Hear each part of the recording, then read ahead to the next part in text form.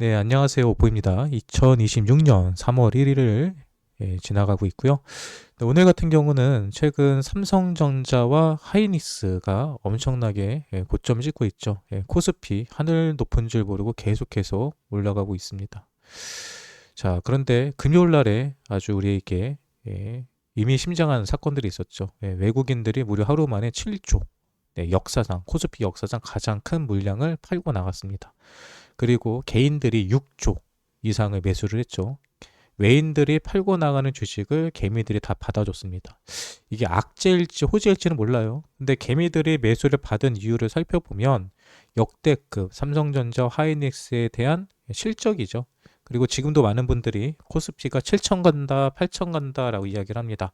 저 개인적으로도 코스피가 7천, 8천 갈 수 있을 것 같아요. 근데 중요한 건 뭐다? 많은 투자자들은 4천에서 5천, 5천에서 6천까지 한 번에 올라왔죠. 6천에서 7천, 7천에서 8천까지 한 번에 올라갈 거라고 생각을 한다는 거죠. 하지만 투자 시장이 그렇게 만만하지 않습니다. 항상 유동성이 중요하고요. 투자자들이 있어야지 올라가는 거죠. 그런데 지난 금요일 날에 외국인들이 대량의 물량을 빼고 나갔다는 것은 수급에 문제가 생길 수밖에 없어요. 하루 이틀 정도야 개인들과 또 기관들이 그 가격을 방어는 할 수 있을지 모르겠지만 현재 미국과 이란의 전쟁으로 인해서 달러 강세가 예상이 되고 있고요. 그리고 일단 당장 내일 열리는 미국 증시가 많이 하락할 것으로 많은 전문가들이 예측하고 있습니다. 최근에 미국의 증시와 한국의 증시가 따로 움직였다라고 하지만 그거는 외국인 자금들이 계속해서 매수세를 붙여줬기 때문에 가능했던 거고요. 이번 주 화요일 날은 코스피도 좀 붉은 피바다가 되지 않을까라고 생각을 해요. 그리고 제가 오늘 이 방송을 하는 가장 주된 요인은요. 삼성전자와 하이닉스가 과연 어디까지 올라갈 것이냐. 그리고 지금처럼 계속해서 실적이 좋았을 때 주가도 같이 똑같이 올라갈 것이냐. 그리고 과거의 데이터는 어떠냐. 그리고 현재 삼성전자와 하이닉스가 올라가는 이유는 D램 반도체 때문에 그러는데 D램 반도체의 독점은 과연 언제까지 지속될 것이냐. 해외 기업들은 삼성전자 하이닉스를 대체할 다른 반도체를 준비하고 있지는 않느냐. 네, 이런 부분들에 관해서 심층 조사를 해서 알려드리는 거니까요. 한번 관심 가지시고 집중해서 들어보시면 될 것 같습니다. 제가 준비한 시간이 약 20분 정도 돼요. 상당히 길죠. 길지만 내용이 너무나도 중요한 내용이기 때문에 20분이 순식간에 지나가지 않을까라고 생각이 드네요. 그러면 지금부터 한번 들어보세요.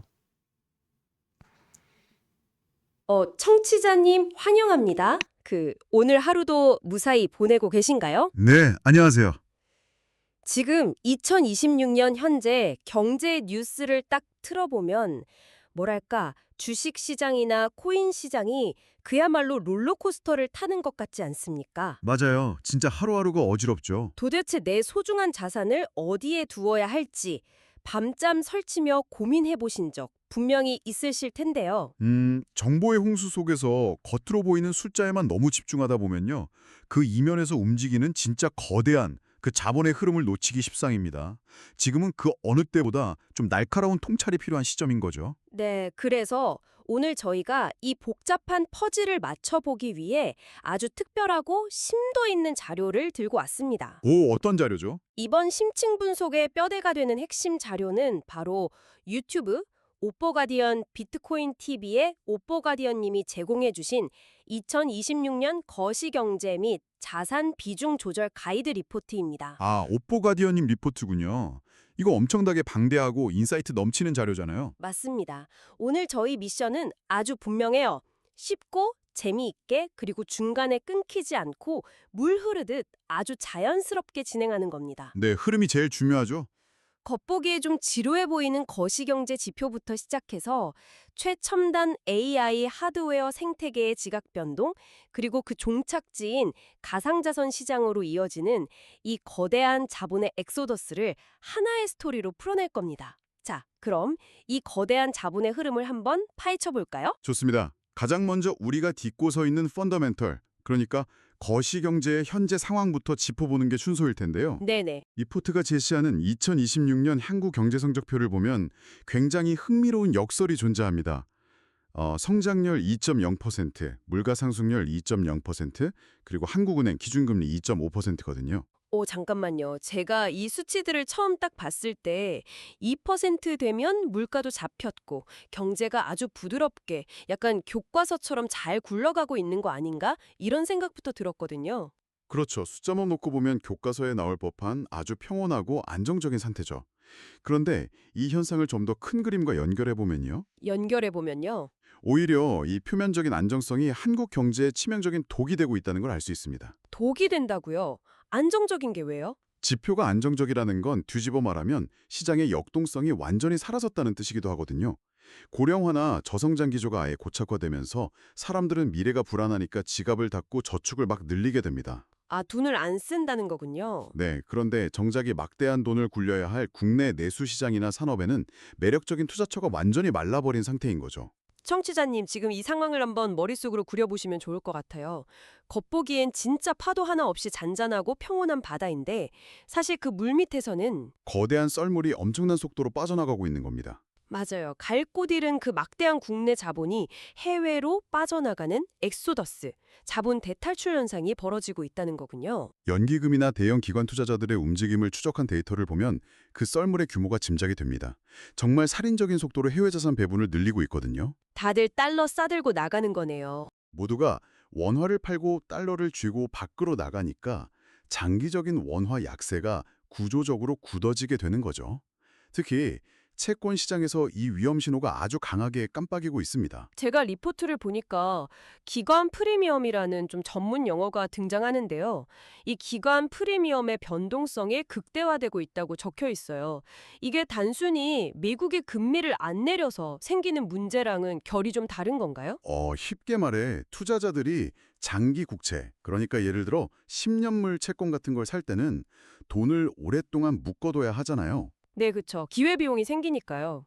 그래서 그 보상으로 일종의 보너스 금리를 더 요구하게 됩니다.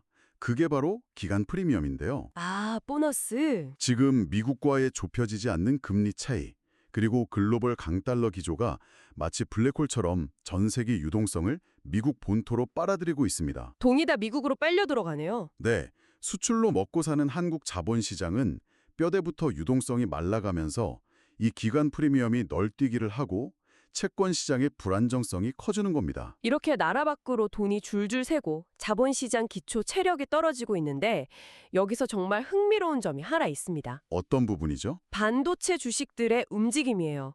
제가 지금 리포트의 수출 지표 페이지를 넘겨서 보고 있는데요. 수치가 진짜 어마어마합니다.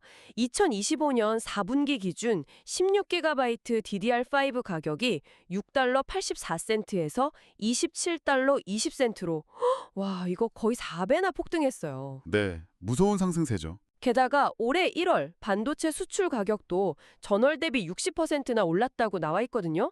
청취자님, 상식적으로 물건값이 4배가 뛰고 수출이 이렇게 잘 되면 삼성전자나 SK하이닉스 같은 반도체 대장주에 쏟아 주어야 한다고 보통 생각하시죠. 네, 베팅해야 하는 거 아닐까요? 그런데 왜 리포트는 지금이 가장 위험한 시기라고 이렇게 강하게 경고를 하는 걸까요? 자본시장의 냉혹한 프라이싱 인, 즉 선반영 메커니즘을 이해하셔야만 그 함정을 피할 수 있습니다. 실물 제품 가격이 오르고 뉴스에서 수출 대박 났다고 막 떠들 때 주가도 같이 영원히 오를 거라는 그 1차원적인 맹신을 가장 경계해야 하거든요. 아, 뉴스가 나오면 이미 늦었다.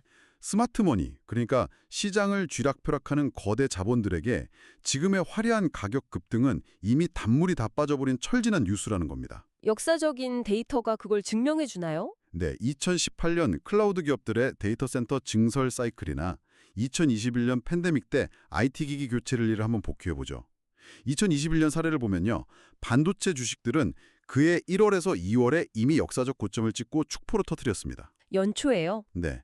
그런데 실제로 시장의 반도체 풍기 현상이 언론을 막 도배하고 기업들이 디램 못 구해서 안 달라며 가격이 최고점을 찍은 건 언제였느냐. 언제였죠? 주가 고점으로부터 무려 7에서 8개월 뒤인 3분기였습니다. 와, 주식시장이 현실 실물 경제보다 7, 8개월이나 앞서서 꼭대기를 찍고 튀어버렸다는 거네요. 우리는 보통 뉴스 보고 주식 사러 들어가는데 그 뉴스 나올 때면 이미 파티장에 아무도 없는 거고요. 정확합니다. 시장은 앞으로 공급이 부족해져서 이 기업이 돈을 쓸어 담을 것이다 라는 기대감을 주가에 이미 100% 반영해버린 상태인 거죠. 네네. 그리고 막상 현실에서 가격이 최고점을 찍고 기업들이 최대 실적을 발표할 때 주식시장 거대 자본은 완전히 다른 곳을 봅니다. 돈을 많이 벌었으니까 기업들이 생산량, 즉 캐파를 엄청나게 늘리겠네. 그럼 조만간 공급 과잉이 와서 가격 폭락하겠구나. 아, 리스크를 미리 선반영해버리는군요. 네, 그러면서 주가를 무자비하게 끌어내리는 겁니다. 과거가 물건 가격이 오르는 걸 즐기는 P사이클이었다면 이제는 공장에서 물건을 얼마나 찍어내느냐 그 양을 두려워하는 Q사이클로 전환되었다는 리포트 분석이 딱 맞아떨어지는 대목이네요. 삽도 뜨기 전에 하락 배팅을 시작한다니 정말 무섭습니다. 게다가 이번 하락 사이클은 단순히 과거처럼 공급 과잉 우려 때문만은 아닙니다. AI 하드웨어 생태계 자체에서 벌어지고 있는 거대한 지각 변동이 한국 메모리 기업들의 근간을 지금 뒤흔들고 있거든요. 그럼 이게 도대체 무슨 행위일까요? 요즘 제일 잘 나간다는 AI 반도체의 핵심, 고대역폭 메모리인 HBM의 구조적인 결함이라도 생겼다는 뜻인가요? 네, 기술적인 패러다임이 바뀌고 있는 건데요. 제가 이 부분을 읽으면서 딱 이런 생각이 들더라고요. 엄청나게 빠른 슈퍼카를 샀고 심지어 8차선 고속도로까지 시원하게 뚫어놨는데 네, 그 고속도로 끝에 있는 톨게이트가 1차선이라서 차들이 옴짝달싹 못하고 꽉 막혀버리는 상황인 셈이죠.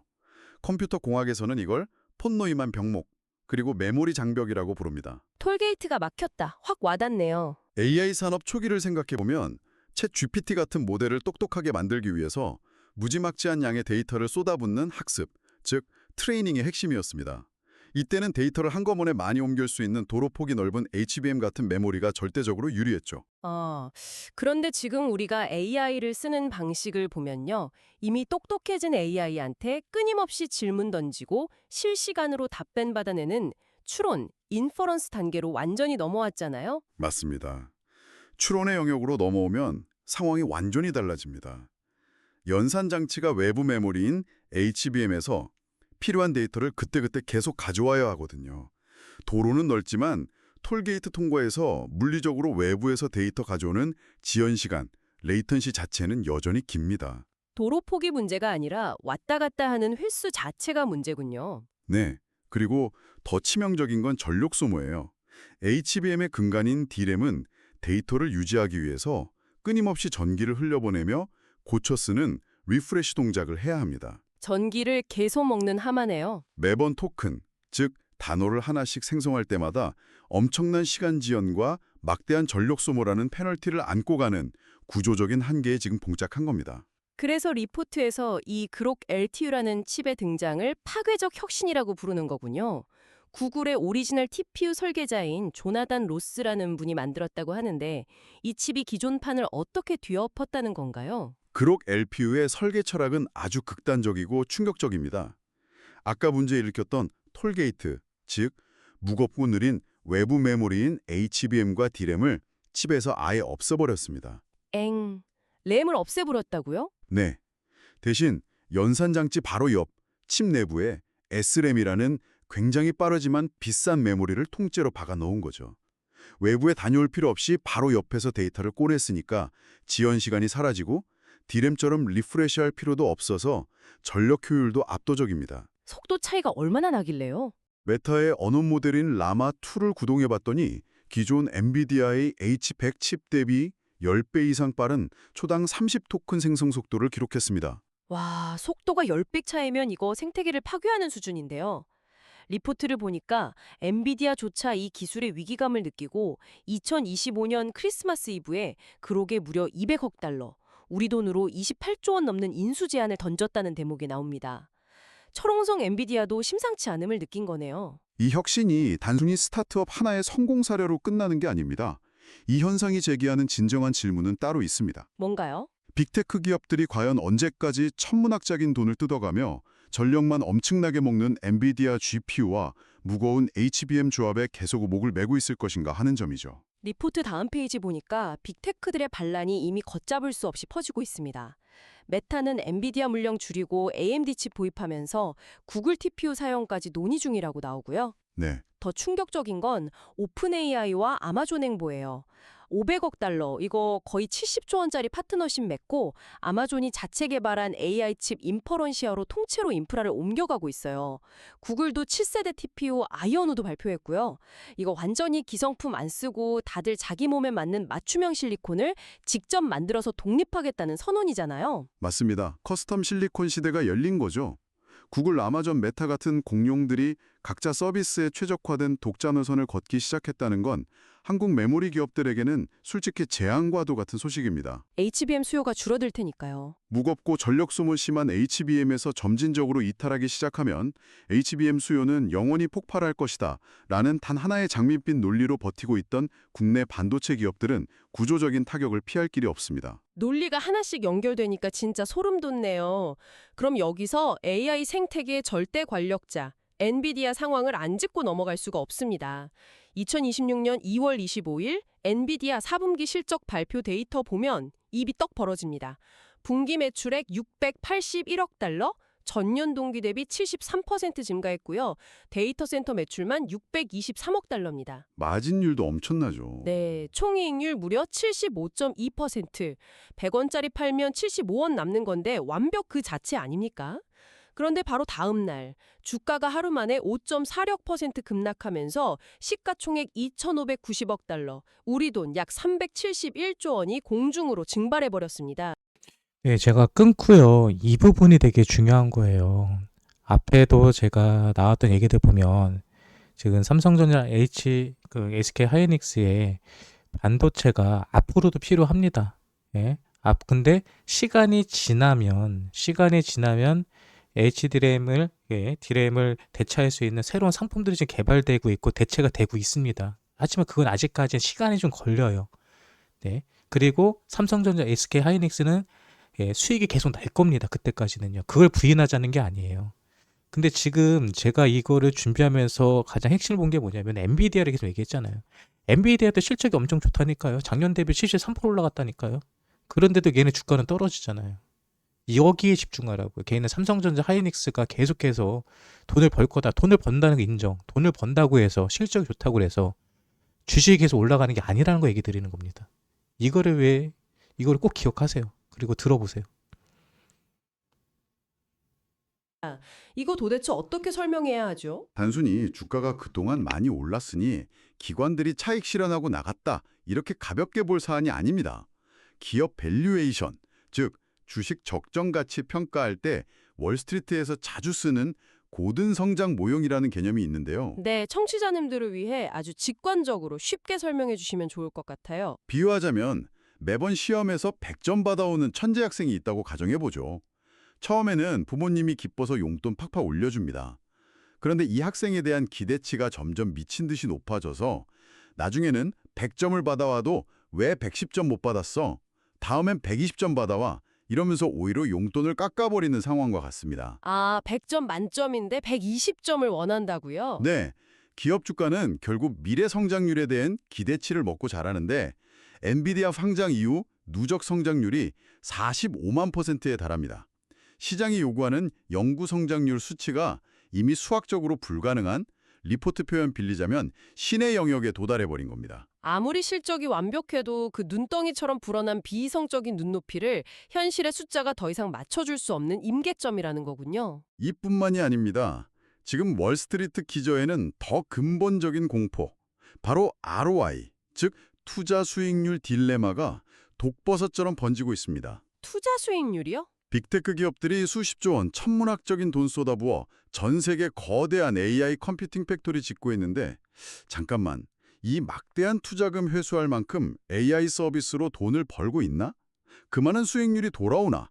하는 본질적인 회의감이 터져 나오기 시작한 겁니다. 글로벌 대장주인 엔비디아마저 성장의 벽에 부딪혀 흔들리는데 그 밑에서 부품 납품하는 후방 벤더인 국내 메모리 제조사들이 나홀로 주가 상승 이뤄낸다는 건 논리적으로 불가능한 시나리오네요. 냉정한 현실이죠. 자본은 결코 의리로 움직이지 않으니까요. 자, 청취자님, 여기까지 오셨다면 머릿속에 아주 자연스럽게 이 거대한 질문 하나가 떠오르실 겁니다. 한국 거시경제에서는 막대한 자본이 빠져나가고 있고 코스피 멱살 잡고 끌어올리던 반도체는 구조적 한계와 밸류에이션 벽에 부딪혔습니다. 그럼 주식시장 탈출한 그 수십조 원 뭉칫돈은 대체 어디로 피신할까요? 안전하게 은행 예금, 아니면 다 같이 미국 주식으로. 리포트가 제시하는 종착지는 놀랍게도 국내 가상자산 시장 자, 지금부터는요, 코인 투자하시는 분들에게 희망회로 들려드리는 얘기예요. 데이터를 근거로 희망회로 들려드리니까요. 한번 잘 들어보세요. 시장입니다. 코인 시장이요? 돈은 절대 가만히 증발하지 않습니다. 더 높은 초과 수익, 이른바 알파를 쫓아 끊임없이 이동하죠. 2017년 말 암호화폐 붐이 일었던 기점 이후에 장기 데이터를 추적해보면 아주 흥미로운 패턴이 발견됩니다. 바로 비트코인 거래량과 코스피 거래량 사이의 뚜렷한 역상관 관계입니다. 한쪽이 죽으면 한쪽이 살아나는 시속 게임을 한다는 거네요. 코스피가 횡보하거나 하락해서 도저히 돈 못 벌겠다 판단되면 고위험 감수하더라도 큰 수익 노리는 공격적 자본이 코인 시장으로 대거 쏟아져 들어가는 시스템적 위험 전이 현상이 일어난다는 거죠. 네. 그런데 여기서 청취자분들이 반드시 주목하셔야 할 리포트의 핵심 데이터가 있습니다. 한국 코인 시장은 우리가 흔히 아는 평범한 개미들이 옹기종기 모여서 움직이는 평등한 시장이 절대 아닙니다. 저도 이 수치 보고 제 눈을 의심했습니다. 청취자님 잘 들어보세요. 한국 암호화폐 전체 거래액이 무려 6,555조 원에 달하는데 그중 91.2% 자금을 상위 10%, 이른바 고래들이 틀어주고 지배하고 있대요. 이건 생태계가 아니라 거대한 포식자들 과점시장 아닙니까? 이 극단적인 부의 편중이 코인 시장 특유의 기형적인 움직임을 만들어냅니다. 국내 증시 탈출한 개미들의 돈이 코인 거래소로 밀려 들어온다고 가정해보죠. 네네. 막대한 자금주인 상위 10% 고래들은 덩치가 커서 움직이기 무거운 비트코인이나 이더리움을 끌어올리지 않습니다. 대신 시가총액 가벼운 김치코인이나 특정 유행탄 블루칩 알트코인으로 자금을 교묘하게 몰아갑니다. 아, 거래소라는 제한된 어항 속에 돈 잔뜩 밀어넣고 특정 알트코인의 유동성 응집시켜서 가격을 수백 퍼센트 폭발적으로 끌어올리는 거군요. 가두리 펌핑이 바로 고래들이 파놓은 덫이었네요. 개인들은 가격 오르니까 불나방처럼 뛰어드는 거고요. 이 메커니즘을 완성하는 마지막 퍼즐이 바로 김치 프리미엄입니다. 과거 2021년 미국 증시 게임스탑 사태 때를 기억해 보시죠. 당시에 미국 주식시장 변동성이랑 수익률이 워낙 매력적이니까 한국 투자자 돈이 미국 증시로 썰물처럼 빠져나갔습니다. 네, 그때 유동성 말라서 김치 프리미엄 싹 사라지고 오히려 해외보다 한국 코인 가격이 더 싼 마이너스 역프리미엄 발생했었잖아요. 미국 주식에서 알파를 찾을 수 있으니까 코인 시장이 버림받았던 거였죠. 그런데 리포트가 말하는 2026년 현재 상황은 완전히 정반대입니다. 한국 거시경제 침체되어 있고 반도체 사이클 꺾였고 코스피 매력 없습니다. 유동성 방향이 완전히 거꾸로 틀어졌다는 뜻이네요. 국내 증시 갈 곳 잃은 수십조 원 자본이 또다시 국내 암호화폐 거래소로 강하게 회귀하고 있습니다. 전통 금융시장에선 자산의 극심한 변동성을 리스크로 평가하지만 가상자산 시장에선 변동성이 오히려 사람들을 끌어모으고 유동성을 창출하는 가장 강력한 무기가 되거든요. 갇힌 자본들이 고래들의 펌핑과 맞물리면서 10에서 20% 이상 극단적인 김치 프리미엄이 다시 점화될 수밖에 없고 이는 결국 알트코인 불장으로 구조적으로 필연적으로 이어질 수밖에 없다는 게 리포트 결론이네요. 거시경제 침체가 유동성을 밀어내고 반도체 구조적 한계가 방향을 틀어버리며 그 자본이 가상자산 시장으로 쏟아지는 완벽한 폭포수가 형성되는 겁니다. 와, 청취자님, 거시경제 지표에서 시작된 이야기가 AI 반도체 기술 한계 거쳐서 결국 우리 스마트폰 속 코인 거래소 앱으로 쏟아지는 이 거대한 스토리가 정말 소름 돋게 맞아떨어지지 않습니까? 오늘 다룬 오포가디언님의 리포트를 바탕으로 핵심 자산 배분 가이드를 3가지로 요약해 드리겠습니다. 네, 정리해 주시죠. 물론 저희는 특정 종목 매수나 매도 추천하는 거 절대 아니고요. 리포트 팩트와 논리를 중립적으로 전달해 드린다는 점 꼭 명심해 주시고요. 주의하셔야 합니다. 첫째, 레거시 반도체 및 코스피 비중 전면 축소할 것. 둘째, 맹목적인 장기 보유보다는 시장 흐름에 발빠르게 대처하는 액티브 트레이딩과 스윙 전략으로 전환할 것. 셋째, 코스피 탈출한 막대한 유동성과 재점화될 김치 프리미엄 수혜를 정통으로 입을 블루칩 알트코인 등 가상자산 비중을 확대할 것. 이렇게 정리해 볼 수 있겠습니다. 네, 뒤에서 얘기한 거는 제가 분명히 말했습니다. 예. 예, 가상자산에 대한 희망회로라고요. 예, 제가 생각하는 시나리오입니다. 이거는요. 제가 이 보고서를 준비할 때 예, 그런 시나리오를 얘기했고요. 근데 여기서 말한 게 틀린 얘기는 없어요. 예, 이렇게 될 가능성이 상당히 높습니다. 예, 그리고 이게 먼 뒤에 얘기라고 할 수 있을지 모르겠지만요. 코인 시장을 떠나서 주식 시장도 모든 게 선반영이 됩니다. 선반영. 지금 삼성전자, 하이닉스 투자하시는 분들 예, 역대급 실적이 나온다는 거 모르는 사람이 있나요? 네, 그걸 알기 때문에 지금 삼성전자가 10만 원이 넘어가고 SK 하이닉스가 100만 원이 넘어간 겁니다. 그걸 알기 때문에. 이미 알려진 뉴스는 더 이상 호재가 아니죠. 근데 이제 많은 사람들이 또 예, 걱정하고 있는 게 있죠. 네, 계속해서 네, 디램이 예, 시장을 예, 장악하고 있지만 조만간 예, AI 수요는 떨어질 수밖에 없고 그러면 AI 하드웨어로 사용되는 디램의 수요는 줄어들 수밖에 없다. 어? 그리고 최근에는 네, 그룹 LPU가 개발되고 있고 그룹 LPU로 예, 반도체 수요가 넘어가고 있다. 그리고 이거는 얼마 남지 않았습니다. 생각보다 예, 앞으로 얼마 남지 않은 일들이에요. 예, 그런데 이게 실용화가 되면 떨어진다는 게 아니라 이런 소식들이 이미 알려져 있기 때문에 이거 역시도 시장에 선반영이 될 수 있다는 거죠. 네. 그럼에도 불구하고 저는 앞으로 삼성전자나 하이닉스가요, 앞으로 1년 정도는 더 올라갈 거라고 생각을 해요. 지금 가격이 끝이라고 생각하지 않습니다. 응? 다만, 다만, 코스피가 7천, 8천 갈 거라고 보는 사람입니다. 다만, 한 번에 올라가지 못한다는 거죠. 예, 건전하게 올라가기 위해서는 조정은 필수입니다. 근데 지금까지 조정이 없었죠. 조정이 없이 급하게 올라온 주가는요, 급하게 떨어집니다. 그래서 제가 주식하시는 분들에게 하고 싶은 얘기는 지금은 조심할 때다라는 거죠. 그리고 우리가 조심하라고 할 때 언제냐? 외국인들이 대량의 물량을 팔고 나갈 때. 그리고 또 하나, 모두가 8천 건다, 7천 건다 환호할 때. 뉴스에 팔아라라는 그 조언을 결코 무시하지 않으셔도 좋겠습니다. 그리고 우리가 언제 투자하라 그러죠? 공포에 사라 그러죠. 지금 코인파는 공포입니다. 비트코인은 공포예요. 네. 제가 이런 영상을 만든 이유는요, 단 하나입니다. 네, 저는 코인에 투자하는 사람이고 코인이 너무 많이 떨어지니까 그리고 옆에서 주식하시는 분들 돈 버는 거 보니까 배가 너무 아파요. 그래서 주식하는 형아들이 돈 버는 거 이제 그만 보고 싶고요. 그리고 주식한 형아들이 빨리 그 번 돈 가지고 예, 떡 사 먹지 마시고 코인판 들어오셔가지고 무리도동 같이 먹고 살자. 예, 그런 관점이에요. 네, 하지만 제가 지금까지 얘기 드린 거는 없는 얘기 꾸며내서 얘기한 거 아니고요. 예, 데이터를 가지고 얘기한 거니까 또 주식하신 형아들 조만간 예, 주식이 좀 떨어지면 또 새로운 투자처 찾아다니실 거잖아요.